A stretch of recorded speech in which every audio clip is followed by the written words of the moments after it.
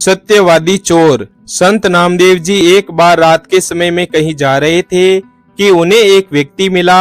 वह चोर था और चोरी करने निकला था। संत नामदेव जी को देखकर उसने छिपने की कोशिश की तो संत नामदेव जी बोले, भाई तुम कौन हो और मुझे देखकर क्यों छिप रहे हो?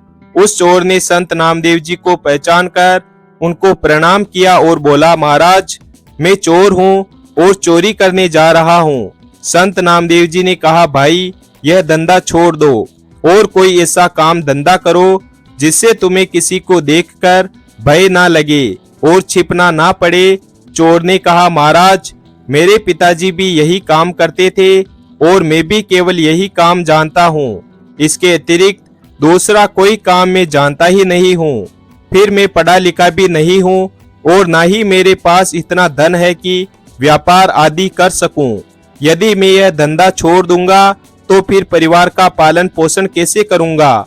उसका यह उत्तर सुनकर संत नामदेव जी कुछ पल तो मौन रहे और फिर बोले, अच्छा भाई तुम यह धंधा बेशक करो, परंतु हमारी एक बात मान लो। चोर ने कहा, आज्ञा कीजिए महाराज। संत नामदेव जी ने कहा, पहले वादा करो कि तुम हमारी बात मानोगे। चोर के वादा करने पर संत नामदेव जी बोले, आज से तुम किसी भी परिस्थिति में झूठ मत बोलना, सदा सच बोलना, तुम्हारा कल्याण होगा। यह कहकर संत नामदेव जी तो अपने रास्ते पर चल दिए। इधर चोर सोचने लगा कि झूठ नहीं बोलूंगा तो काम कैसे चलेगा, पर अब तो संत नामदेव जी से वादा किया है, इसलिए कुछ भी हो जाए अपना वादा नहीं तोड़ूंगा। यह सोचकर चोर भी चोरी करने के इरादे से एक ओर चल दिया।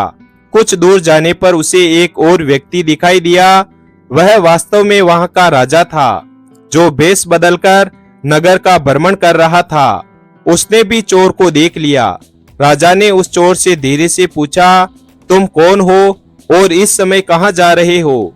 चोर मन ही मन विचार करने लगा कि झूठ तो मुझे बोलना नहीं है, इसलिए सच सच बता देता हूँ, जो होगा देखा जाएगा। मन में यह विचार कर उसने उत्तर दिया कि मैं चोर हूँ और चोरी करने के इरादे से घर से निकला हूँ। राजा चकित हुआ कि यह कैसा चोर है जो स्वयं ही बता रहा है कि मैं चोर हूँ। उसने आश्चर्य प्रकट करते हुए कहा, क्यों मजाक करते हो भाई? तुम अवश्य ही कोई सैनिक अथवा गुप्तचर मालूम होते हो। चोर ने कहा, नहीं मैं मजाक नहीं कर रहा हूँ, मैं वास्तव में ही चोर हूँ और चोरी करना ही मेरा धंधा है। राजा ने कहा, भाई चोर तो मैं भी हूँ, परंतु अभी नया नया ही यह धंधा शुरू किया है। अच्छा हुआ जो तुम मिल गए, आज दोनों मिलकर चोरी करते हैं। यदि तुम्हारा ख्याल हो तो राजमहल में चोरी करें। चोर बोला, पागल हो गए हो क्या? राजमहल में कैसे घुसेंगे? राजा ने कहा, घबराओ नहीं, मेरी बात ध्यान से सुनो। मैं पहले राजमहल में नौकर था, परंतु राजा ने किसी बात पर रुष्ट होकर मुझे नौकरी से निकाल दिया। क्योंकि राजा ने मुझे निकाला था, इसलिए दूसरा कोई मुझे नौकरी देने को तैयार नहीं हुआ। इसलिए मैंने यह धंधा अपनाया। मुझे राजमहल के एक एक गुप्त द्वार का पता है। चलो आज राजमहल में भाग्य आजमाते हैं। यह कहकर राजा उस चोर को साथ लेकर राजमहल के पिछवाड़े जा पहुंचा और गुप्त मार्ग का द्वार खोलते हुए बोला, तुम पुराने चोर हो, अंधेरे में देखने का तुम्हें अभ्यास है, इसलिए तुम अंदर जाकर माल बटोर लाओ, मैं यहीं पहरा देता हूँ। चोर ने कहा, इतने बड़े महल में मुझे कैसे मालूम होगा कि माल कहाँ रखा है? राजा ने उसे खजाने का रास्ता और वहां तक पहुंचने की सब युक्ति समझा दी। चोर अंदर घुसा और खजाने के द्वार पर जा पहुंचा। वहां दीवार पर एक चरखी लगी हुई थी। उसे घुमाते ही द्वार खुल गया। चोर ने देखा वहां अनेकों बड़े बड़े मजबूत बक्से रखे हुए थे, जिनमें बड़े बड़े ताले लगे हुए थे। उसने चाबियों का गुच्छा तथा कुछ दूसरे औजार निकाले और एक बक्से का ताला खोलने की कोशिश की, परंतु उसकी सब कोशिश असफल हुई। उसने यह सोचकर कमरे में दृष्टि दौड़ाई कि शायद कोई लोहे की सलाख वगैरह मिल जाए। तभी उसकी निगाह एक बक्से पर पड़ गई, जो साइज में छोटा था और एक बड़े बक्से के ऊपर रखा हुआ था। उसने उसका ताला खोलने की कोशिश की और थोड़े ही प्रयत्न से ताला खुल गया। उसने ढक्कन उठाकर देखा तो उसमें एक छोटे से संदूक के अतिरिक्त और कुछ न था। उसने संदूक बाहर निकाला और जैसे ही संदूक का ढक्कन खोला तो उसकी आंखें चमक उठी। उसमें 3 बहुमूल्य हीरे रखे हुए थे। उसने वे तीनों हीरे उठाए और वहां से चलने लगा। तभी उसके दिल में विचार आया कि हीरे तो 3 हैं और हम दोनों इनका आधा भाग कैसे करेंगे। मैं झूठ बोलकर एक हीरा अधिक अपने पास रख लूं। यह मैं करूंगा नहीं, क्योंकि मैंने झूठ न बोलने का वादा संत से किया है। यह सोचकर उसने एक हीरा संदूक में वापस रख दिया और 2 हीरे लेकर महल से बाहर आ गया।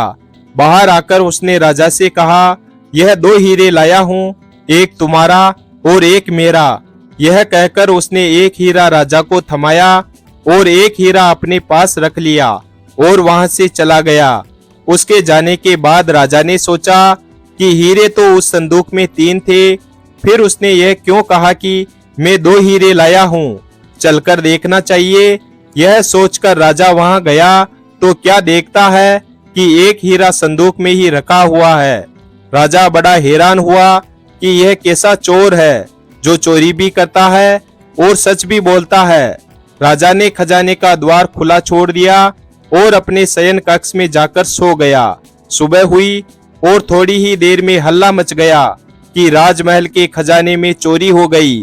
राजा ने अपने मंत्री को बुलवाया और चोरी के बारे में बतलाते हुए कहा, खजाने का द्वार खुला हुआ मिला, अवश्य ही यह किसी भेदी का काम है। शीघ्र ही इसकी जांच करो और चोर का पता लगाओ।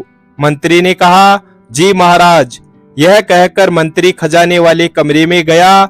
सब बक्से ज्यों के त्यों रखे हुए थे, केवल एक छोटे बक्से का ढक्कन खुला हुआ था। उसने उसमें से छोटा संदूक निकालकर देखा, उसमें एक हीरा रखा हुआ था। मंत्री को पता था कि इस संदूक में 3 बहुमूल्य हीरे थे। मंत्री सोचने लगा कि ऐसा प्रतीत होता है कि चोर जल्दी में एक हीरा इसी में छोड़ गया। अब क्यों ना यह हीरा मैं रख लूं। चोरी तो हो ही गई है। चोर जब पकड़ा जाएगा तो वह लाख कहता रहे कि मैंने 2 हीरे ही चुराए थे, परंतु उसकी कौन मानेगा। यह सोचकर उसने वह हीरा अपनी जेब में डाल लिया और फिर राजा को आकर सूचना दी कि वे सब बक्से तो ठीक ठाक रखे हैं, केवल एक बक्सा खोला गया है जिसमें 3 हीरे रखे हुए थे। वे तीनों हीरे चोर ले गया है। मंत्री की यह बात सुनकर राजा मुस्कुरा दिए। तत्पश्चात राजा ने मंत्री को शीघ्र ही चोर को तलाश करने का आदेश दिया। तलाश शुरू हुई और गुप्तचरों द्वारा शीघ्र ही चोर को पकड़ लिया गया और राज दरबार में पेश किया गया। राजा ने उस चोर से पूछा, क्या रात को तुम्ही ने राजमहल में घुसकर चोरी की है। चोर ने हाथ जोड़कर कहा, जी हाँ राजा साहब, चोरी तो मैंने ही की है और मैं इसका दंड भुगतने को भी तैयार हूँ, परंतु मेरे साथ एक अन्य चोर भी इसमें शामिल था। मंत्री ने पूछा, वह कौन है, उसका नाम बताओ। चोर ने उत्तर दिया, मैं उसका नाम नहीं जानता और न ही यह जानता हूँ कि वह कहाँ रहता है। रात को पहली बार ही उससे मेरी मुलाकात हुई थी और उसी ने गुप्त द्वार से खजाने तक पहुंचाने का मुझे रास्ता भी बतलाया था। मंत्री कहने लगा, वाह क्या कहानी गढ़ी है। उसका नाम पता शीघ्र ही बता दो, वरना खाल खिंचवा दी जाएगी। चोर ने कहा, आप जो सलूक चाहे मेरे साथ करें, परंतु मैं सच कहता हूँ कि मुझे उसका नाम पता मालूम नहीं। मैं रात की सारी घटना आप लोगों को सुनाता हूँ। यह कहकर उस चोर ने रात की सारी घटना का वर्णन ज्यों का त्यों कर दिया और वह हीरा जो उसके पास था निकालकर राजा के सामने रख दिया। यह सुनकर मंत्री क्रोध से भड़क उठा और कहने लगा, तुम चोर हो, तुम्हारी बातों पर विश्वास नहीं किया जा सकता। तुम कहते हो कि तुमने 2 हीरे चुराए थे और उनमें से एक अपने साथी को दिया था, परंतु चोरी तो तीनों हीरे हुए हैं। फिर तीसरा हीरा कहाँ गया।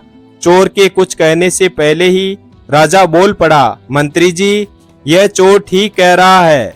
हीरे 2 ही चोरी हुए थे और इसने उनमें से एक हीरा अपने साथी को दिया था और एक स्वयं रखा था, और इसका सबूत यह है कि रात को इसका साथी मैं ही था।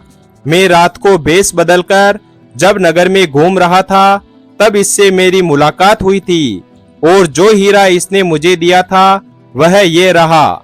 यह कहकर राजा ने अपनी जेब से हीरा निकालकर सामने रख दिया। यह देखकर दरबार में सन्नाटा छा गया। राजा कुछ देर तक मौन रहा, फिर बोला, जब ये मेरा हिस्सा मुझे देकर चला गया तो मैंने खजाने में आकर इसकी जांच की कि यह झूठ बोल गया है कि सच, और मुझे वहां पहुंचकर यह देखकर बड़ी हैरानी हुई कि तीसरा हीरा संदूक में ही था मंत्री जी, और वह तीसरा हीरा आप अपनी जेब में से निकालिए। राजा के यह कहते ही सबकी नजरें मंत्री की ओर घूम गई, जो अब भय के मारे थर-थर कांप रहा था।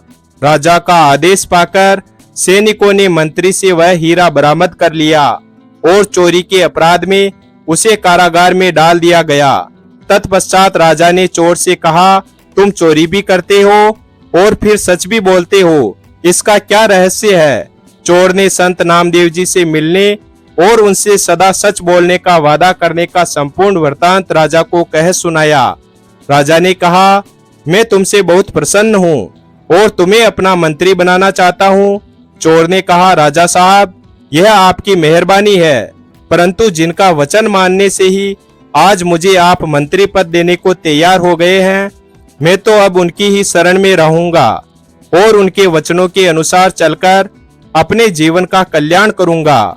ऐसा मैंने निश्चय कर लिया है। तत्पश्चात वह चोर संत नामदेव जी की शरण में गया और उनकी संगति में सेवा और सुमिरन करके उसने परम पद की प्राप्ति की। वीडियो अगर पसंद आया हो तो वीडियो को लाइक और हमारे चैनल शिव भक्त को सब्सक्राइब करें और अपने दोस्तों के साथ शेयर करें। धन्यवाद, और कमेंट करके बताएं यह वीडियो आपको कैसा लगा।